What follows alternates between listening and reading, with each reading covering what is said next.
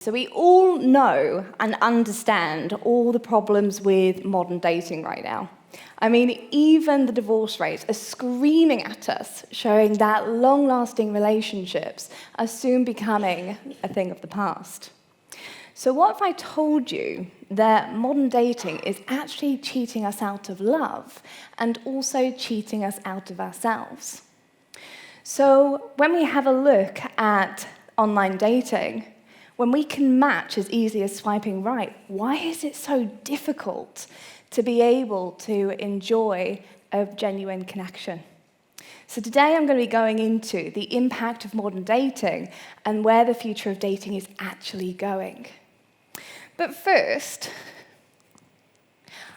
I actually want to share about a time when I was a drug addict without even knowing about it.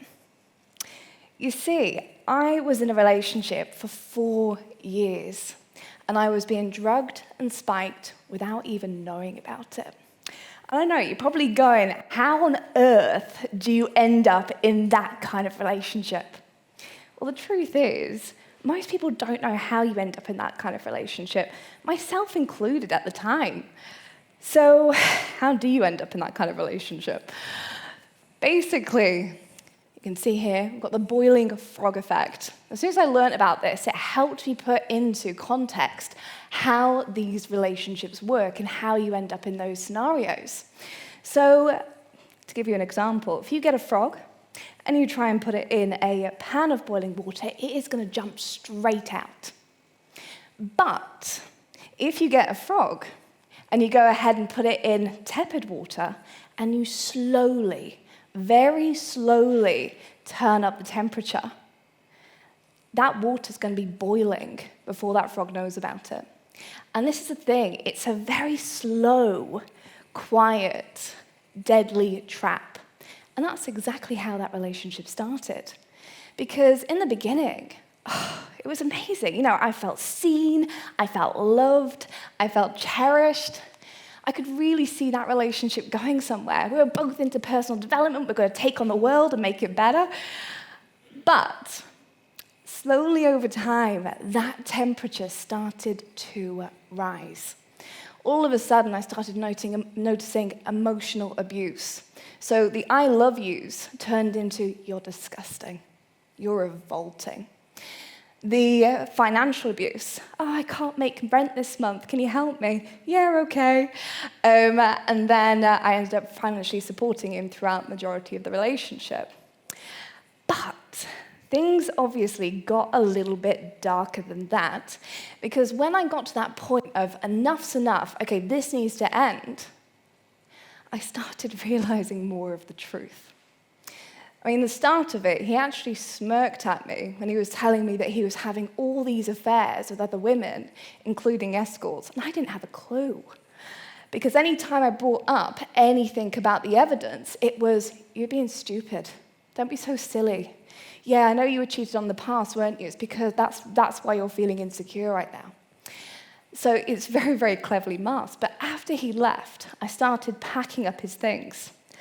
And it was then when I actually found sleeping tablets and scissors put together.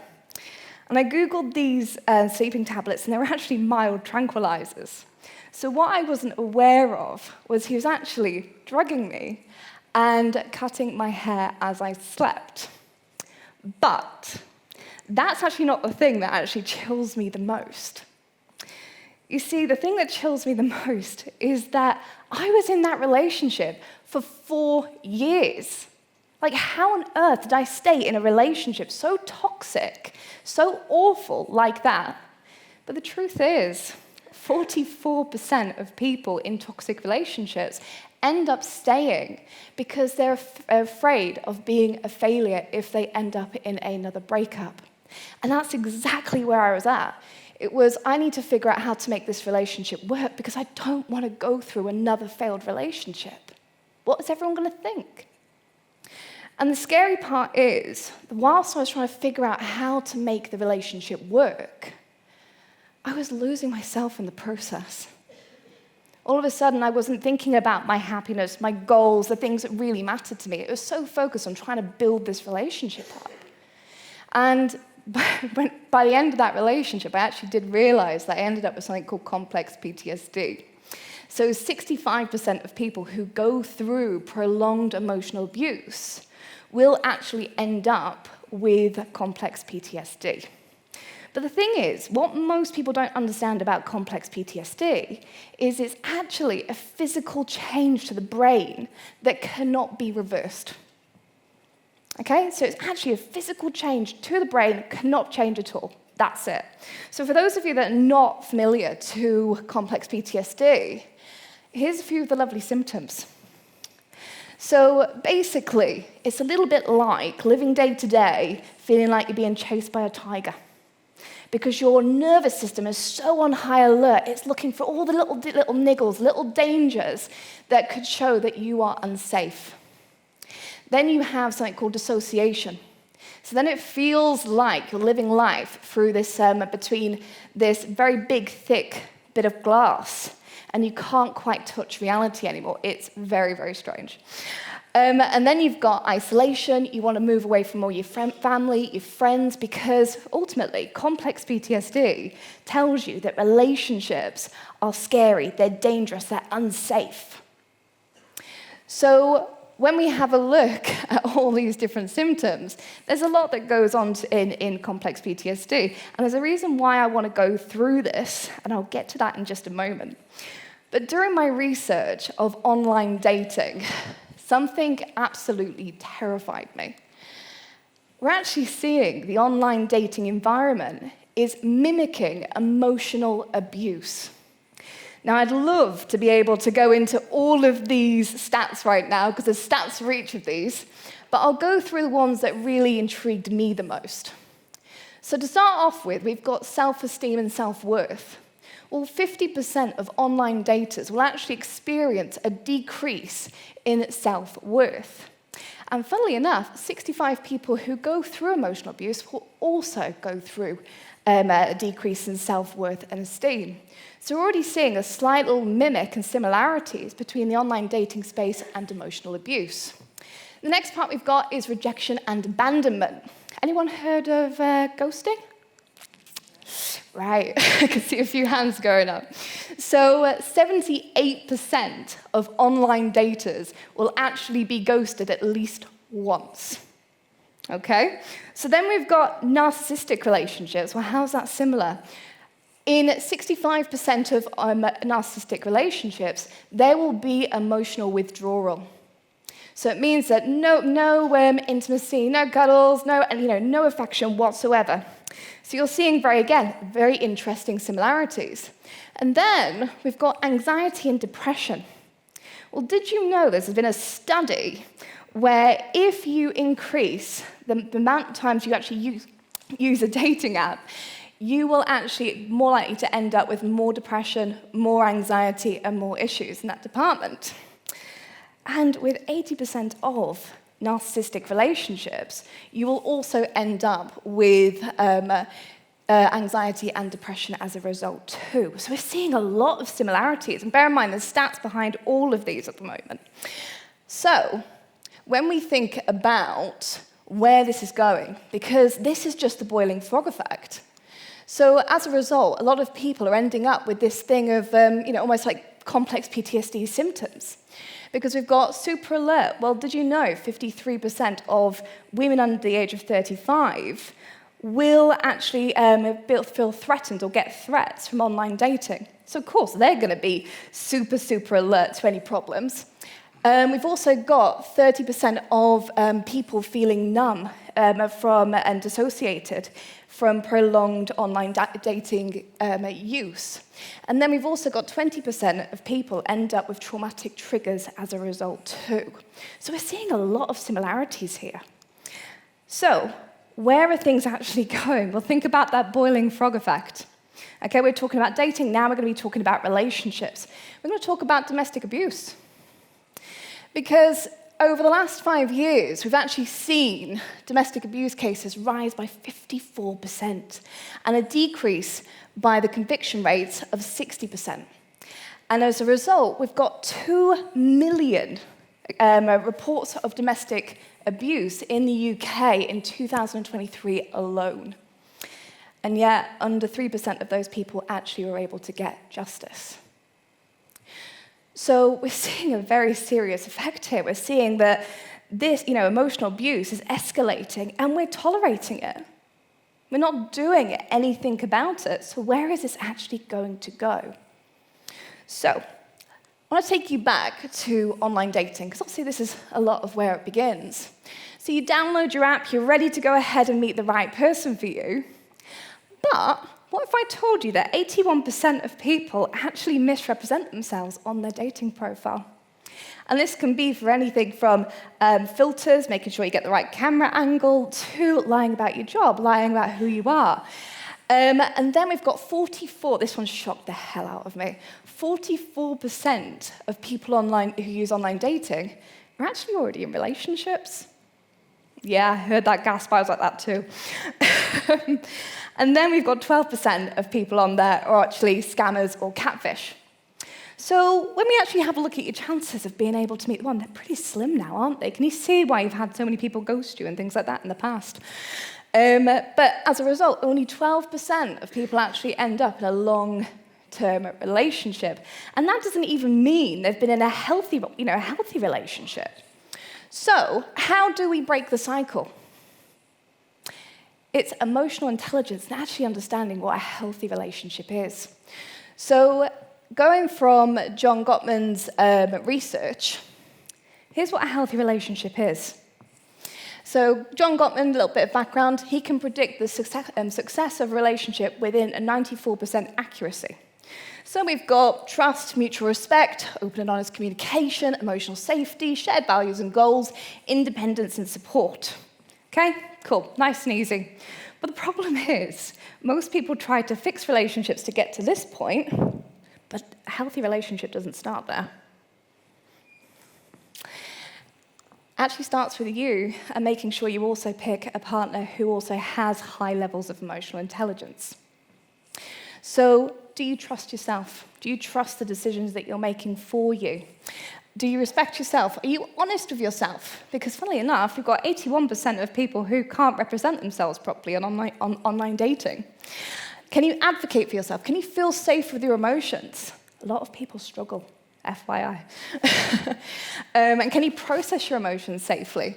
Then do you have a clear idea of your own values and goals? Because again, if you don't know where you're going in life or what's important to you, it's so easy to be taken away from that. And then we've got independence. Are you emotionally independent, mentally independent, and financially independent? Because this is actually what helps you to stay away from toxic relationships. The amount of people that end up in toxic relationships and go, do you know what, I can't leave because I can't afford it. It's scary. It's absolutely terrifying. So what can we do to be able to help more people end up in healthy, long-lasting relationships? First off, have awareness of what's actually going on. Because without awareness, we don't have any decisions to make. We can't make an informed decision if we're not aware of what's actually going on. Next one is improve your emotional intelligence. Have a good understanding of yourself. Learn more about empathy, because the truth is, empathy is actually the key ingredient to a healthy relationship. So is emotional intelligence. In fact, 80% of your success rate in a relationship will be based on the emotional intelligence in that relationship. So when we have a look at the modern dating world, we need to start calling out emotional abuse for what it is, like the catfishing, the ghosting, all these different things, because they're only going to rise into domestic abuse, or even worse. So, with that, what can you do? Sorry, I've already said that, haven't I? Okay, I'm so close to the end here. So what you want to do as well is understand who you're compatible with too, because this is all about understanding who you are, and the better the relationship you have with yourself, the easier it's going to be to have a healthy relationship. And I always say that the deeper you understand yourself, the deeper connections you're going to be able to have as a result. So the future of the future of modern dating isn't down to a dating app or a dating site. It's actually down to your awareness, enjoying who you are and accepting who you are, and making the right choices for you. So thank you ever so much. Thank you.